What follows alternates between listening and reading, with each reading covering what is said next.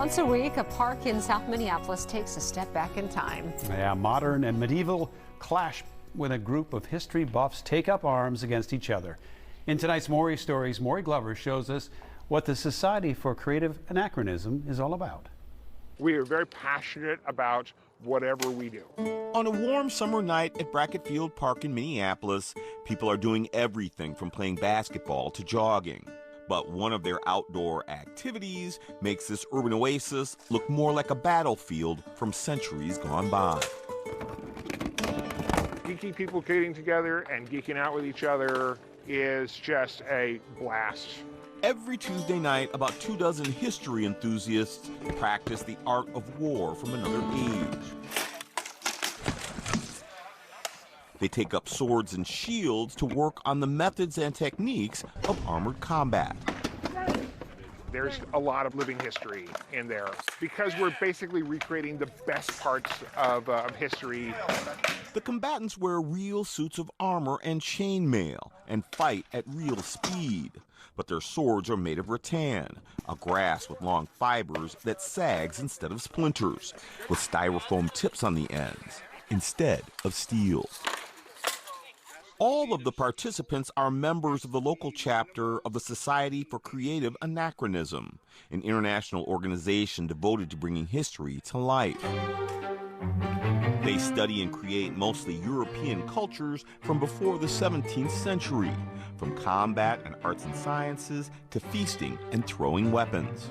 If there's somebody out there who did it back in history, that there was some documentation of doing it, there's somebody in this group who's deep diving to try to figure out how to do it. I love the chess game aspect of being able to defeat my opponent before I actually land my blow. Scott Tyson has been taking part in armored combat for more than 20 years.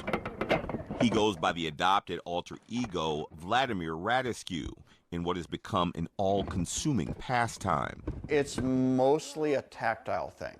For me, it's about beating the opponent, not hitting them. That's just the finish of the fight. The enjoyment for me is everything up to that.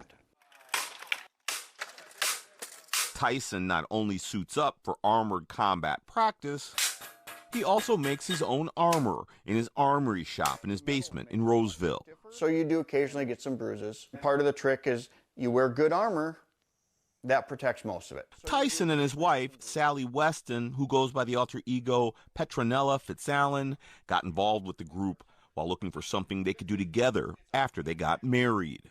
Sal said, hey, there's this group that does medieval reenactment. And I'm like, I don't know. She's like, they do sword fighting. And I was like, really? Yeah. While Scott is interested in sword fighting, Sally is fascinated by the clothing of that time. There's the bows all the way down the front. There's the bows all the way down the back of the sleeves.